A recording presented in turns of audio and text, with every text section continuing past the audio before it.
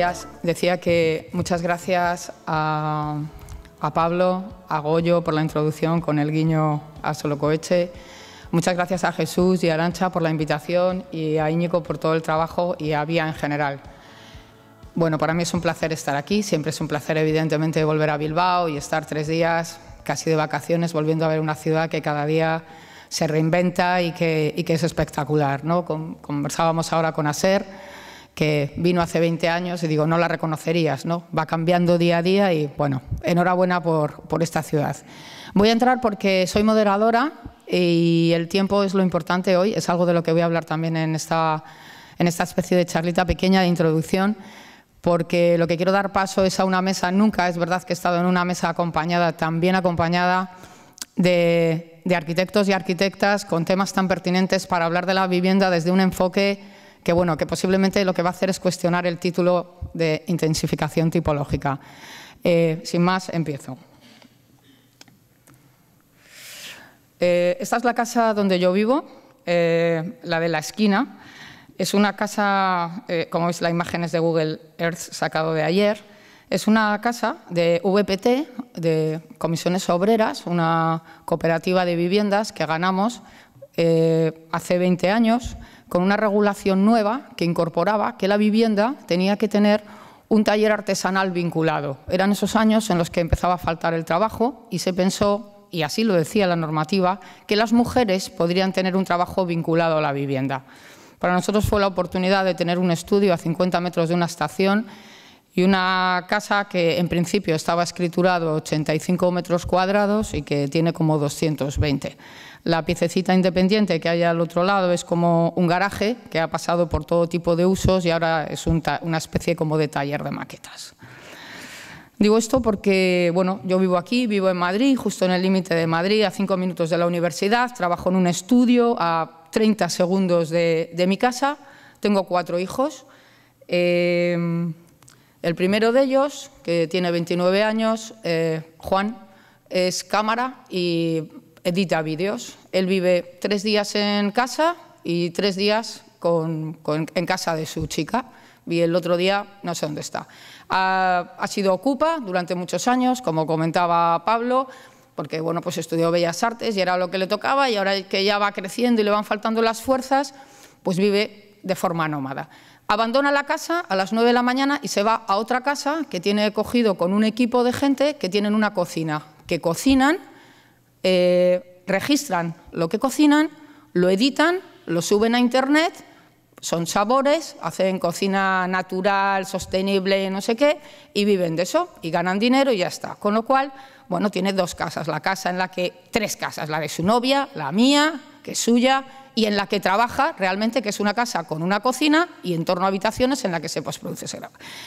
El tercer hijo es, bueno, el tercero es actor, claro, está en el paro, evidentemente. ¿Qué hace? Pues alquila casas pequeñas para poder vivir él con su pareja, que también es actriz, que se casó con ella para que no la echaran de España a los 19 años, y bueno, siguen juntos, tiene 22 ahora.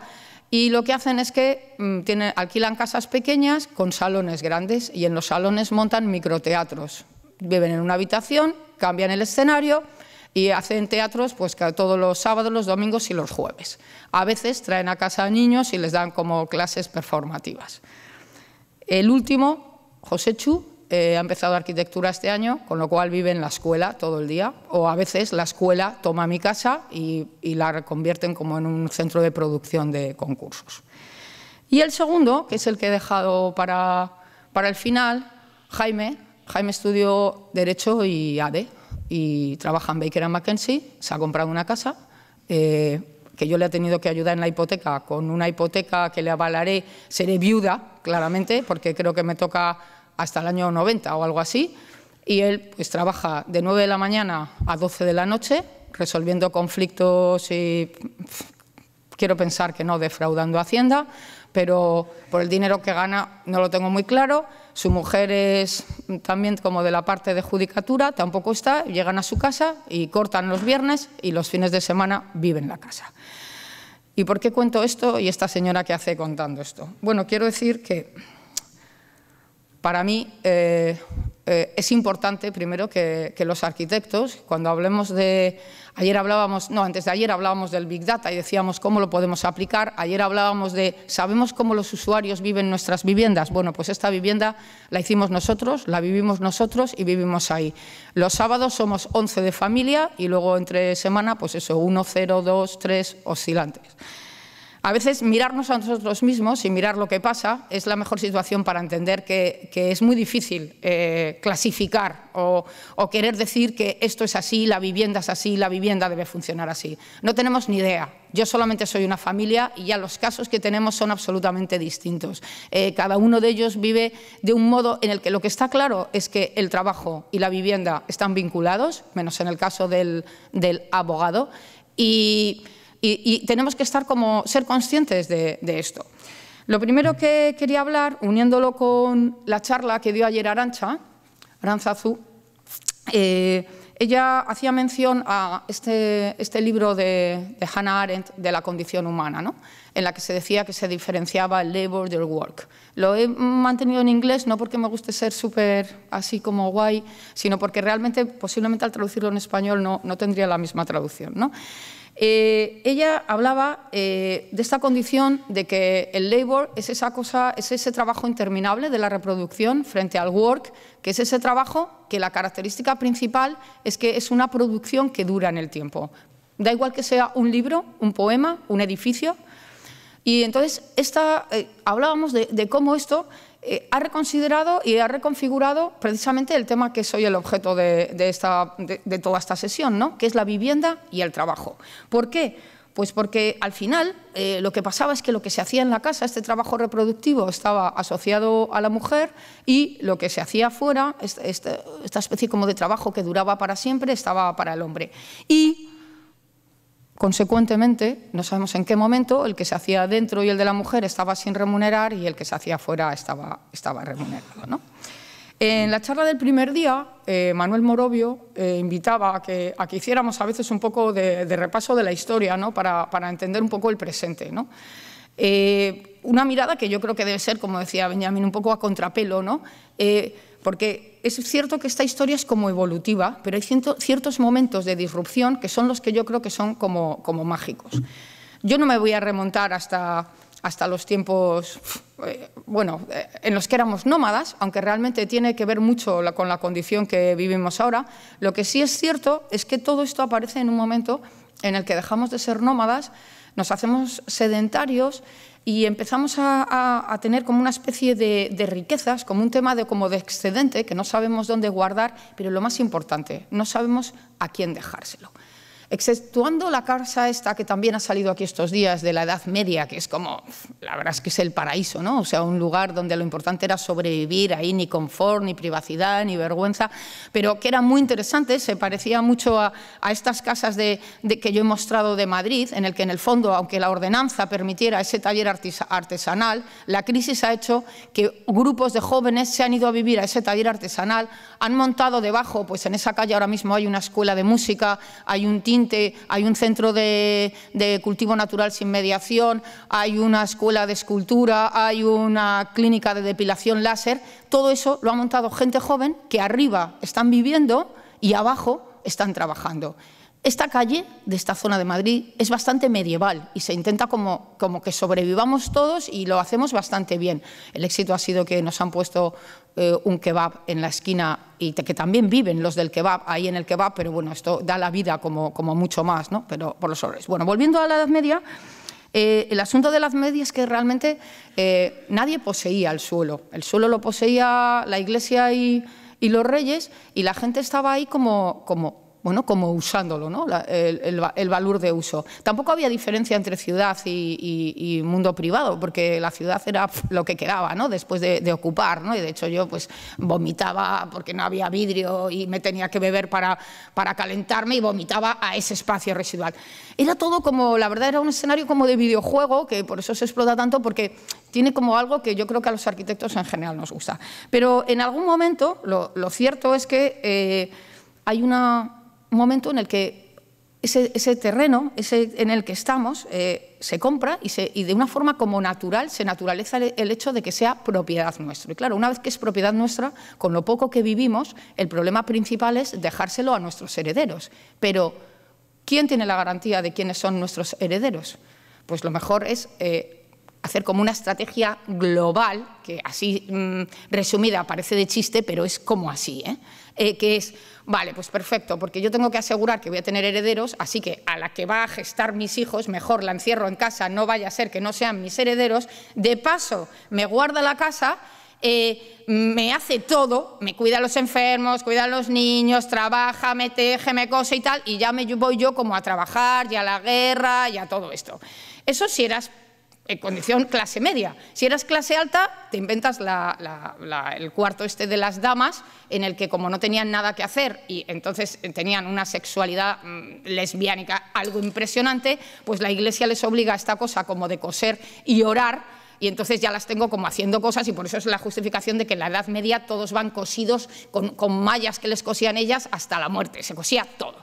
Bien, saltando ese periodo, entonces, llego aquí porque lo que quiero decir es que, en el fondo, las prácticas disciplinarias, todas las que conocemos, están orientadas a crear como un espacio homogéneo y natural, que lo vemos como si fuera lo normal. O sea, lo normal es que, adiós, cariño, no, a ti no, adiós, cariño, me voy al trabajo, adiós, mi amor, hasta la noche, aquí me quedo yo preparándote, haciendo la compra, y esto es lo normal, y nadie pregunta lo normal, pero realmente esta constitución de la normalidad es una forma de control que todos detectamos perfectamente. Ni es normal para ellos, o sea, esta situación, si la viera un extraterrestre, y yo creo que la capacidad que nosotros ahora como arquitectos debemos tener es la de ser extraterrestres, si yo viera esta imagen como extraterrestre, yo fliparía muchísimo. Yo creo que todos vosotros no os podéis identificar con que alguno de esos es vuestro padre, ¿no?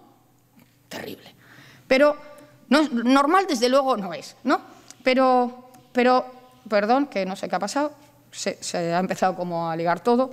Lo que quería decir es que, en el fondo, lo que la arquitectura ahora creo que se diferencia, o si es que se diferencia en algo, y espero que sí, es que hemos introducido el concepto del tiempo al concepto del espacio, ¿no?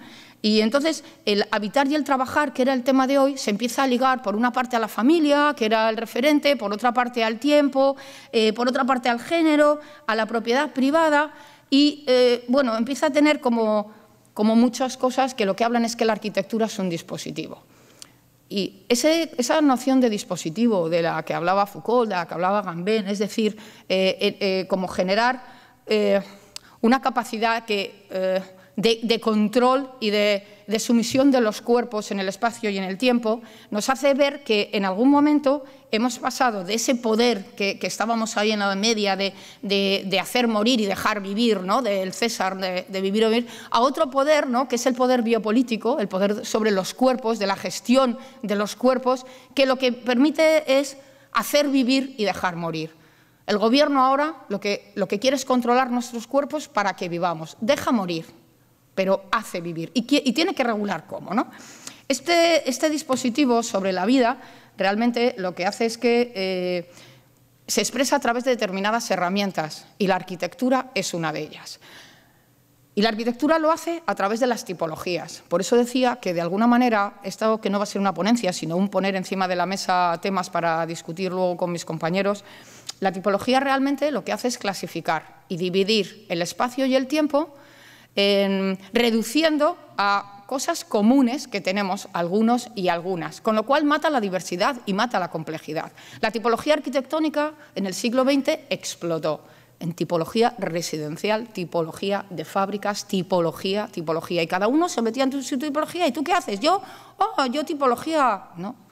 Bien, he traído, para contradecirme a mí misma, el ejemplo de tipología de Sáenz de Oiza, que es uno de mis arquitectos favoritos, ¿no?, para entender la tipología residencial, que era como fenómeno clasificatorio, se vinculaba a un uso y a cualquier variable que tuviéramos, ¿no? Como Torres Blancas, posiblemente de los mejores edificios de Madrid, en el fondo lo que habla es de un espacio absolutamente fragmentado y dividido en distintas células, todas ellas unidas. En otro tipo de arquitecturas, normalmente por pasillos, en este ejemplo no. Una arquitectura que te decía exactamente los modos en los que tenías que vivir, incluso las diferentes clases sociales de los servidos y de los servidores. Y, bueno, la verdad es que la vivienda era un manual de instrucciones de vida, tal y como se entendía, ¿no? Al final, la tipología lo que hace es de la casa decir el rol que le corresponde a cada uno, al padre, a la madre, al hijo, al servicio, y cada individuo tiene también una función igual que el espacio. Especial atención merecen estas palabras, ¿no? No tendremos tiempo de meternos, pero dormitorio, tendedero. La regulación, ahora mismo, no sé exactamente la de Vizcaya, pero desde luego en Madrid no se diferencia mucho de si viviéramos en el Pleistoceno, ni siquiera en la Edad Media. O sea, nuestras casas tienen que seguir teniendo tendedero y recibidor. ¿Pero a quién recibimos? Si ya no viene nadie. El cartero no viene. Amazon no hace falta que le recibamos y le demos un café. O sea, ¿a quién vamos a recibir? Pues seguimos con el recibidor. ¿Y el tendedero? ¿Quién tiende? Si los jóvenes se van a lo de abajo, lavan en la lavadora y tal, se lo traen ya seco. Y yo no me voy a poner ahora a atender. No, y si, yo qué sé, bueno. Las palabras, dormitorio. ¿Quién duerme en el dormitorio? Si dormimos en todas partes menos en el dormitorio. El dormitorio es nuestra propia casa. Y lo bueno es que por fin llegamos hasta que la cocina, como Ana Puchaner nos va a ver hoy, la cocina tampoco se cocina, porque ya no tenemos necesidad de cocinar. O sí, porque puede pasar todo lo contrario, que nos guste tender, lavar, cocinar, recibir, pero que no nos lo diga el Gobierno cómo tenemos que hacer, y menos los arquitectos. Frente a esto está la casa también de Saiz de Oiza, este magnífico edificio, el BBVA, posiblemente el mejor edificio de Madrid, con esa planta en la que no hay ningún obstáculo, en la que la estructura no molesta y se puede hacer cualquier cosa. Situaciones intermedias, ¿cuándo las hemos visto en el siglo XX? Pues en las películas, el psiquiatra que también atendía en su casa, Almodóvar con esta buenísima película de ¿qué he hecho yo para merecer esto? Que os acordaréis todo, que Carmen Maura vivía con el taxista, con su tal, pero arriba vivía Verónica Forqué, que era puta, y el policía que se tiraba quería que subiera Carmen a mirar cómo lo hacían, porque en el fondo el sexo está muy vinculado a la arquitectura como dispositivo, el dormitorio de los padres donde está situado, y desde luego la sexualidad ligada a la prostitución ha convivido en nuestros vecinos de arriba y de abajo, aunque no lo hayamos querido reconocer. Intentos ha habido también en este siglo XX de crear otro tipo, escapándose de la tipología, otras casas que tenían también, que se transformaban, la casa se transformaba en cocina, se transformaba en dormitorio, se transformaba en lugar de trabajo.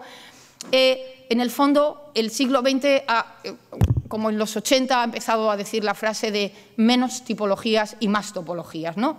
Un espacio como matemático en el que lo importante son esas variables de convergencia, de conectividad, continuidad, ¿qué hacen? Hacen eso que decía este grupo super sudaca latinoamericano, de que por un lado va la arquitectura del mundo, la arquitectura de la naturaleza, del trabajo, de los seres, de los problemas, del género, de la desigualdad. Y por otro lado va el mundo de la arquitectura, de las publicaciones, de nuestras jornadas, y no es por esta, de nuestra docencia, de nuestros proyectitos, de nuestros premios y de nuestras bienales en Venecia.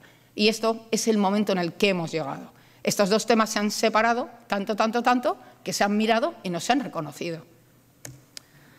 La revolución de género, lo siento, viene a cuento porque es que soy yo la que estoy aquí, y como mi hijo pequeño tuvo una insuficiencia de déficit, un déficit de inmunoglobulina sérica, tuvo que tomar pecho hasta los 7 años, y mi lugar de trabajo se trasladó a mi casa, y entonces yo hice mi tesis doctoral y me convertí en una activista de género. ¿Qué quiere decir esto? Feminista ya era, esto pues como todos los de la sala, supongo, esto no es nada nuevo, ¿no?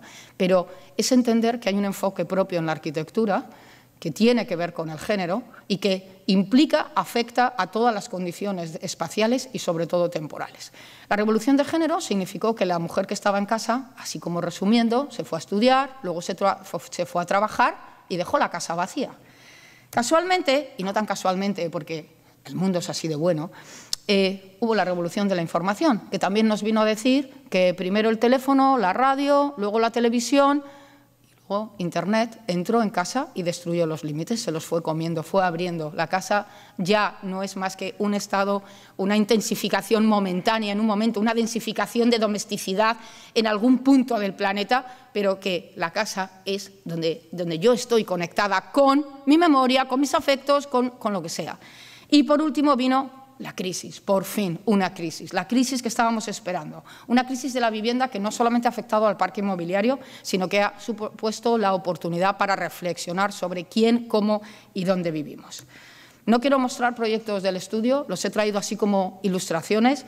Simplemente quiero hablar algunos que creo que dan la pista sobre esto que estábamos hablando. Este fue un proyecto en Carabanchel de la empresa municipal de vivienda, porque si realmente creo que la posibilidad de reflexionar sobre la arquitectura está en algún lugar, es en los concursos que los gobiernos, sean de locales o estatales, o a nivel internacional, como es Europan, y lo estamos viendo y lo vamos a ver hoy, tienen la posibilidad de reflexionar y de innovar y de producir pequeños adelantos. Es cierto que la normativa es una normativa absolutamente restrictiva y cuando haces un concurso, la verdad es que a los que estás jugando es a ver cómo se la meto la normativa, cómo metérsela doblada, y nosotros es a lo que jugamos. Como llevamos jugando mucho tiempo, lo hacemos con cierta habilidad. En este caso, Carabanchel era un lugar inhóspito, donde no había nada. Ahí no había ni empleo, ni naturaleza, ni nada. Era una serie de manzanas para coger a una población con bajo nivel adquisitivo y llevarlas a un sitio en el que no había vida. Era casi imposible de pensar como arquitectos. Lo único que hicimos viendo estas condiciones fue pensar tanto en el usuario, en su diversidad, que no conocíamos, que se iba ahí un poco porque le destinaban, porque estaba en un listado para obtener una casa a muy buen precio, y empezamos a pensar en ese sitio que es que no era ni ciudad ni era campo, estaba ahí como en medio de la nada. Por lo que traigo este proyecto es porque quiero hablar de un espacio que es este espacio, el espacio de la derecha. El espacio de la izquierda es la normativa obligada. Intentamos hacer las cosas de siempre, pues copiamos de Le Corbusier que los muros se movieran en el cuarto donde se suponía que iba a haber chavales para que pudieran convivir con un espacio más amplio que luego se cerraba. Intentábamos que la cocina… Las cosas como evidentes que tenemos que hacer o suspendemos segundo de proyectos. Pero luego creamos un espacio que se lo cogimos a la normativa quitándole todos los metros cuadrados que pudimos del núcleo de comunicaciones y sumándolos y quitando las posibilidades de tal, y teniendo la habilidad de que en Madrid se computa el espacio al 50% si está abierto por dos lados, creamos este espacio sin nombre. Eso es de lo que quiero hablar, un espacio sin nombre. Un espacio sin nombre es metérselo doblada a la ordenanza. Es ese espacio que no es una terraza, ni es un dormitorio, ni es un estar, ni es un salón, ni es nada. Es lo que el usuario quiere que sea. Nada más bonito. He intentado buscar la foto en internet, pero no la he encontrado, que ver la fachada sur de estas casas ahora. Cada uno ha puesto ahí al abuelo, el otro ha puesto un puchimbol y papá, el otro ha puesto como una bestiada de pájaros, el otro le ha puesto un cristal sin que nadie lo note y se ha hecho un espacio cubierto donde toca música. Cada uno ha cogido este espacio y lo ha hecho suyo. Y muchos lo han hecho lugar de trabajo y tienen su casa y su trabajo. Un trabajo que va de todo. Pero que cuando lo ves que uno tiene estanterías, otro tiene tecnología, otro tiene cuerpos. Bien. Un espacio que retomábamos ya de operaciones como Caño Roto o de otras como Le Corbusier, cuando los inmuebles Villa, intentando romper esta dualidad del campo y de la ciudad, de lo construido y lo dado. Operaciones como estas que conoceréis del estudio enorme, que de otra manera también intentan como jugar con la ordenanza y dividir una casa que pones como casa saloncito y el resto no sé qué pones, porque es algo que va como cambiando, porque lo que hacen, y se me ha quedado parada ya, es incorporar el tiempo y hacer una especie de módulos que se mueven. Empezamos a hablar de temas que no voy a hablar hoy, como de flexibilidad, de movilidad, pero que en el fondo dicen cómo un espacio se puede convertir en vivienda, se puede convertir en oficina, como es este caso, se puede convertir en dormitorio y no pasa nada. Esto lo que significa es que si algo caracteriza el tiempo que vivimos es que por fin no solamente las tipologías se han destruido, sino que la dualidad que ha existido en el mundo como una estrategia para controlarnos, la dualidad está del poder de hombre, mujer, vivienda, trabajo, día, noche, dentro, fuera, público, privado, por fin ya no vale. La dualidad es un modo de control y tenemos que desvelarlo de una vez, que esto no es así. El género no se divide en hombres y mujeres, solamente Facebook creo que tiene 24 géneros. El género es una cosa mutante, es una construcción, como la propia vivienda, como el propio destino. Los chicos de ahora tendrán 8 trabajos a lo largo de su vida, de los cuales 4 no sabemos ni cómo se llaman, ni siquiera hemos todavía preparado el plan de estudios. Luego, lo único que podemos tener es capacidad de adaptación, capacidad de cambio, y nuestras viviendas les debemos exigir lo mismo, que no sé ni siquiera si se deben llamar viviendas o espacios de uso doméstico, temporal, no tengo ni idea. Lo cierto es que con la crisis empiezan a aparecer microempresas, freelance, autónomos, y el concepto del macho alfa que se va en coche al trabajo a las 9 de la mañana con la carterita desaparece y la gente se tiene que buscar el trabajo creando pequeños grupos de convivencia colaborativos y empiezan a aparecer los cohousing, los co-living, los coworking, en unos espacios que no se diferencia muy bien si son domésticos o no, porque tienen cocina, de hecho, porque comen ahí, porque se llevan el tupper, porque hay un microondas y hay una nevera. A veces tienen un sofá, que es un sofá cama por si se prolonga la jornada, pero desde luego lo que sí que tienen es la conexión a Internet con mucha velocidad y con buena descarga, que es donde está la calidad. A partir de ahí empiezan a aparecer espacios híbridos que incluso en oficinas más grandes empiezan a juguetear como con la naturaleza para incorporar el ocio e incorporar otras formas de vida dentro del horario del trabajo que empieza como a contaminar todos. Es el espacio de Google en Berlín, por ejemplo. A su vez, IKEA nos muestra en la revista esta habitación, una habitación que lo que tiene son estanterías, mesas, cajones, ordenadores, todos los elementos como para una cartografía de oficina. O esta otra, que sabemos que es una cocina porque hay un horno de vapor, que esa es la revolución. Ahora cuesta mucho, pero dentro de 2 años el horno de vapor no genera humo, no genera ruido y no genera olor. ¿Para qué hace falta una cocina como espacio cerrado, con una pieza que hace todo, que no necesita aceite, que todos los nutrientes los mantiene, que funciona con agua y que no se ve? La casa ya no es una máquina para habitar, la casa es un espacio-tiempo lleno de máquinas, pero de máquinas con cierto sentido. Veremos luego posiblemente este proyecto de María y de Víctor, en los que dentro de esto empiezan a hablar de ese espacio regulado doméstico y de ese espacio indeterminado, ¿no?, en su propuesta de Europan. Y traigo también aquí esta foto de una tesis posiblemente de las últimas y mejores de la Escuela de Arquitectura de Gonzalo Pardo, en la que demostraba cómo la cocina y el cuarto de baño, la transformación, permitían hablar de la transformación totalmente de la vivienda en los últimos años. La traigo porque es él el que está ahí, es Gonzalo, es el arquitecto, es el que tuvo sobresaliente con laude, es el investigador y profesor de proyectos y se pone él en un inodoro para demostrar que ya no, el espacio fluye en el tiempo y que está con su iPad trabajando en el inodoro, pero que posiblemente si hay algo con lo que muchos de nosotros y más en la vejez en la que yo entro, nos identificamos con el espacio doméstico, es el inodoro. Yo ya no puedo ir al cuarto de baño en cualquier sitio, ¿no? Bueno, esto no sé si es una manía familiar, porque mis hijos me llamaban también por teléfono y me decían: mamá, venme por favor a buscar al colegio que me estoy haciendo caca. Y yo decía: perdona, estoy en la universidad dando clase, no puedo más. Es decir, uno no sabe nunca de dónde le viene este concepto de domesticidad. Es casi una cosa como subjetiva, ¿no? El olor de... Ayer ponían fotos del confort y tal. Bueno, para el confort para algunos es encontrar a tu abuela siempre haciendo empanadillas de crema. Para otros es tener un inodoro limpio, que huele bien y que no lo ha usado. Lo que quiero decir es que tenemos que estar muy atentos a lo que pasa en el mundo, porque del mundo de una arquitectura más ampliada, como es esta, encontramos pistas suficientes para saber que las dualidades efectivamente han cambiado.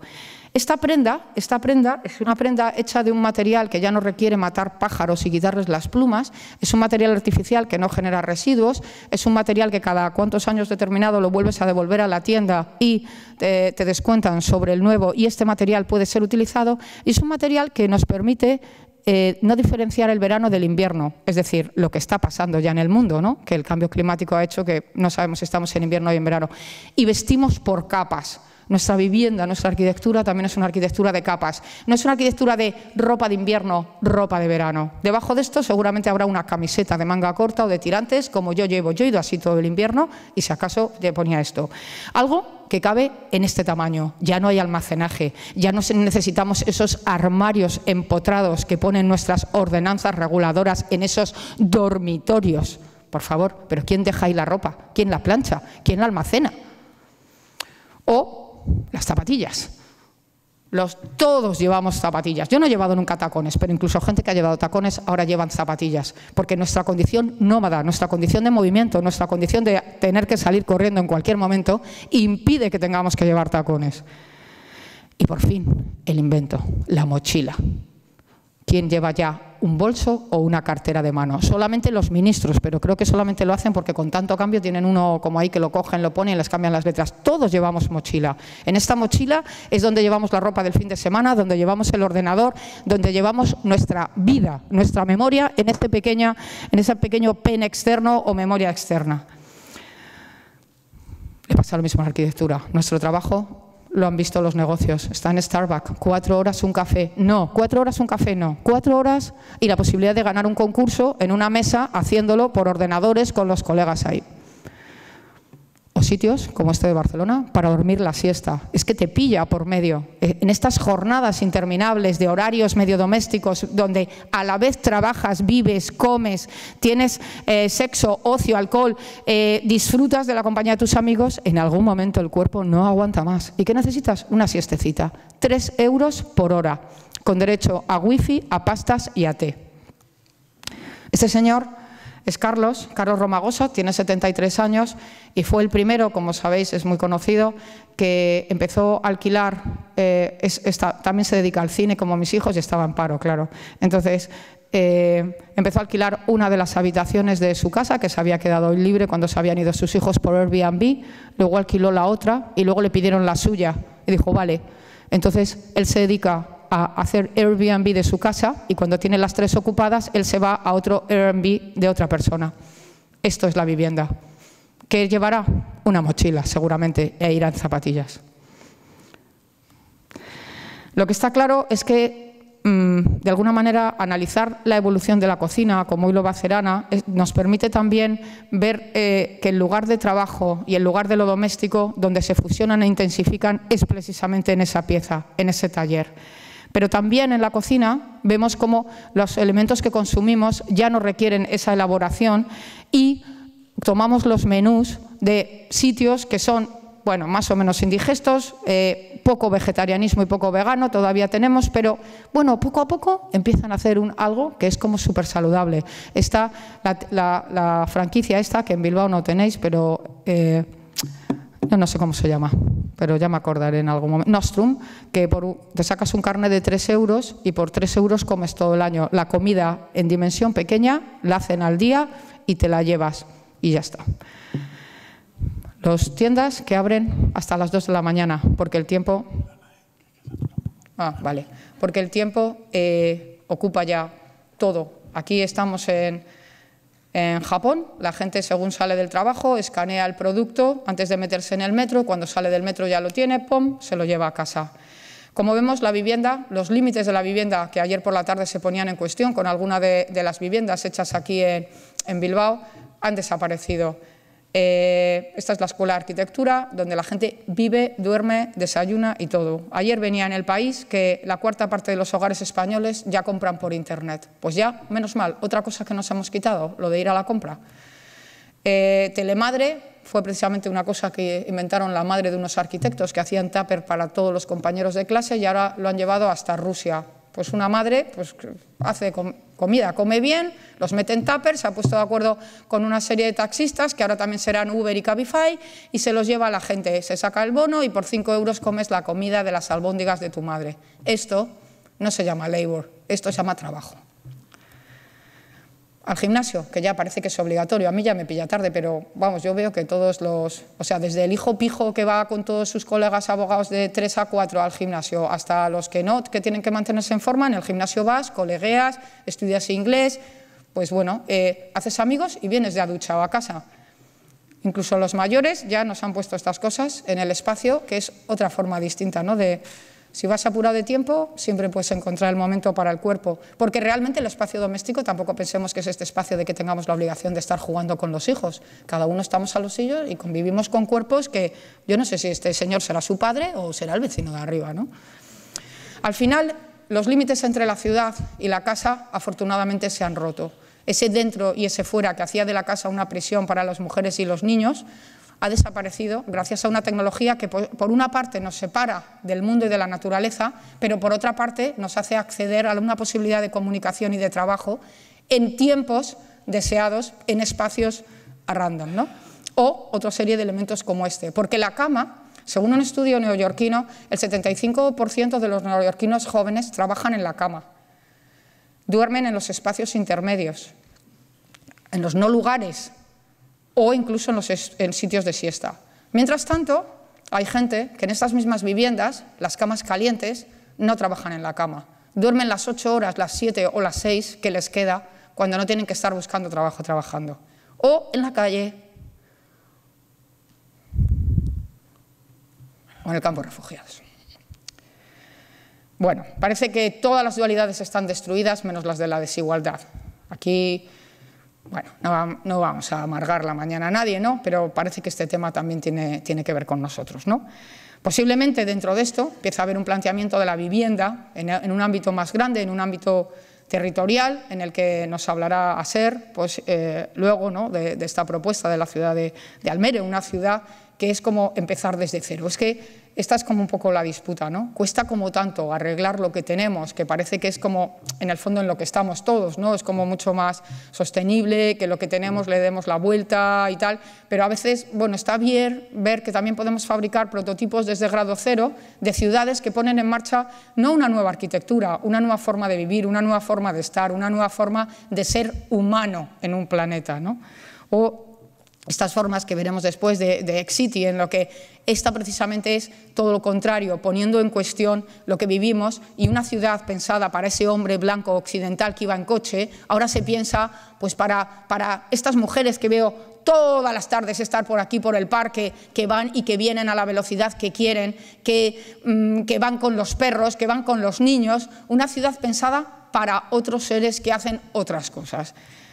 Nosotros en el estudio solamente he encontrado en internet esto en la web, que es un proyecto que estamos haciendo ahora, Credit to Credit, en Luxemburgo, en el que la vivienda ya absolutamente se ha expandido y se ha hibridado con los usos de ocio y trabajo. Y en el fondo habla como de la búsqueda de espacios que se van sumando o se van quitando según la evolución natural de un grupo que no es familiar, sino de un grupo que convive. A veces son familiares, 3 generaciones, a veces 2, a veces no, a veces son reencuentros entre familias. Bueno, es que nosotros no somos sociólogos, pero sí deberíamos estar trabajando con ellos, ¿no? Frente a esta vivienda en la que, de 1892, en la que las habitaciones estaban perfectamente, las habitaciones de las niñas, de los niños, del pequeñito, del no sé qué, aparece este concepto que también a lo mejor hoy nos hablarán, ¿no?, de los 100 rooms, en los que son espacios disponibles para sumar en una sección compleja e hibridada, en la que la vivienda es un sumatorio de posibilidades y de encuentros entre temporalidades y acontecimientos distintos de nuestra propia vida y de nuestra subjetividad en relación al mundo, ¿no? Frente a este espacio increíble y maravilloso de Frank Lloyd Wright, de oficina, en el que todo no había obstáculos, nosotros hicimos estas viviendas que ganamos para Viva, para la vivienda innovadora, en el que el espacio de vivienda, si veis de la derecha, lo que intentamos hacer fue un espacio que no hubiera ningún obstáculo, un solo pilar. Le dabas la casa vacía. Juntamos todos los cuartos húmedos, los baños, la lavadora, la cocina, ahí como a la entrada, y esa es su vivienda. Bueno, dispongan de ella. Esto ya lo hizo Nouvel hace tiempo, pero ahora en España también lo hacemos. Y la gente vive bien, la gente ha hecho su casa, ¿no? Su casa, su espacio de trabajo, su lo que sea, ¿no? No voy mal de tiempo porque me he puesto el tiempo y quiero ser y tal, y voy a pasar estas imágenes muy rápidas, que son de una investigación que hicimos en base a las personas que viven solas, que no están contempladas en la normativa. Las casas son unifamiliares, multifamiliares, para familias, para padres, para hijos, y el derecho a vivir solo. En el norte de Europa, nos podrá contar Andrea ahora, están ya el 47,5% de la gente decide vivir solo y tienen viviendas para vivir solo. Vivir solo no es una tipología, vivir solo es una posibilidad y una realidad, pero la gente vive sola de maneras muy diferentes. Voy a pasar por estas muy rápido porque no hay tiempo, la verdad. Lo que sí está claro es, de nuevo, esa vinculación a la cama. Parece que constantemente, como Beatriz Colomina acaba de descubrir ahora, la cama es lo que nos reconforta al tirar del día y parece que ahí es donde trabajamos. Yo, de hecho, esta es mi foto de mala calidad, esta charla, porque al final creo que los arquitectos dentro y fuera lo debemos manejar, esta charla la he hecho en el Hotel Meliá, que agradezco muchísimo a la organización porque me encanta ese hotel, mirando al edificio de Federico Soriano, en mi cama, viendo el partido de España, que mejor no haberlo visto, y haciendo la charla. La charla ha sido hecha, lo sabe Íñigo, entre ayer por la tarde y el día anterior, escuchando lo que se decía aquí. El empleo, ¿dónde está? ¿Dónde está mi casa? Mi casa es el Meliá y mi oficina es el Meliá. No necesito más que el ordenador y una cama. Y bueno, y un poco de ocio con la tele. Al final, el trabajo y el empleo es algo que no pertenece a tipologías distintas. Ya estaba desde hace mucho tiempo en esta especie de cosas. Pero María Ángeles Durán nos recuerda que la diferencia entre el trabajo y el empleo es que el empleo está regulado por el Estatuto del Trabajador y el trabajo no. El trabajo tiene que ver con eso que era el labor y ahora el labor no solamente lo hacíamos las mujeres, ahora también están los trabajadores forzados de la cárcel, que en este país cada día hay más, los autónomos, los independientes, los arquitectos, los que trabajan para una empresa familiar. Toda esta gente no están acogidos al reglamento laboral del Estatuto del Trabajador. Y en particular hay dos trabajos que son especialmente jodidos y que la arquitectura les presta poca atención, pero en general les prestan menos el gobierno, que son cuidar y gestar. Respecto a cuidar, como dice María Ángeles Durán, va a ser el programa, la necesidad que va a generar una demanda más importante en el siglo XXI. Porque la necesidad como que no se nota hasta que no se hace consciente, y se hace consciente cuando se hace demanda. Porque esa mujer que abandonó la casa a final del siglo XX para irse a estudiar y para trabajar, ya no está en casa para cuidar ni a los enfermos, ni a los viejos, ni a los dependientes de cualquier otra índole. Con lo cual, vienen cadenas de mujeres del este, nunca ha habido en Madrid más niños que sean trilingües y que hablen rumano con esta facilidad, porque la madre ha sido sustituida por otra madre. Si tienen dinero, porque si no tienen dinero, desde luego la que no tiene dinero es la rumana que ha dejado a su vez a sus hijos con la abuela cuidándola en otro país. El aumento de personas dependientes aumenta exponencialmente tanto como nuestra capacidad para envejecer. O sea, he leído hoy las esquelas en El País, una señora de 130 años y un señor de 90 y pico. O sea, esto ya no es normal. Antes salía en el telediario los que llegaban a los 100, ahora van a salir los que lleguen al 120. No, por favor. Lo que está claro es que la nueva clase social de este siglo es el curatoriado, igual que en un momento fue el proletariado y en otro el campesinado. Vizcaya ha sido innovadora y ha impulsado un nuevo plan de pensiones precisamente para esta gente que cuida, de forma que por lo menos consoliden una pensión y les da 20 euros, tal. No es mucho, es poco, pero es algo. Esto es positivo, pero pone una frase en este decreto que dice: además se prevé la puesta en marcha de una escuela de formación. Bien, esto hemos hablado los 3 días. O sea, esa asignatura de educación para la ciudadanía que el PP quitó, bueno, no sé, pero alguien tendrá que ponerla bien hecha, porque significa preocuparse por un planeta y preocuparse por los cuidados entre todos, no tener que contratar a una persona de fuera para que nos venga a cuidar.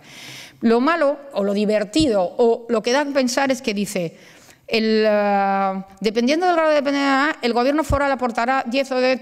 No, dice, un periodo de descanso de 15 días financiado por la Diputación para un centro social de Euskadi. La hostia, nos vamos, pero ¿y quién se queda con el abuelete? Quiero decir, el problema es muy difícil, es un problema que no se puede solucionar desde la arquitectura, por supuesto, porque ya nada se puede solucionar desde la arquitectura, pero tiene que haber una sinergia entre el gobierno, los arquitectos, los sociólogos, todo el mundo, para solucionar un problema que es hoy, aunque no lo queramos decir, el problema de la vivienda. Porque el derecho al trabajo tiene una obligación al ocio. Lo que quiero decir es que en este cambio de mentalidad que debería haber en esa educación para la ciudadanía, entendemos que no podemos tener todo el dinero uno, ni toda la propiedad uno, pero sí podemos tener todo el trabajo uno. O sea, ¿nos sentimos orgullosos los arquitectos de trabajar de 7 de la mañana a 12 de la noche? Pues no, perdonad que os diga. Esto, y yo soy la primera que he estado metida en esta cultura del trabajo, esto quiere decir que todo lo que yo trabajo más de mis 8 horas se lo estoy quitando a alguien. Por eso los jóvenes de este país, los arquitectos, no tienen trabajo y no están en las escuelas de arquitectura, porque nos lo estamos comiendo nosotros.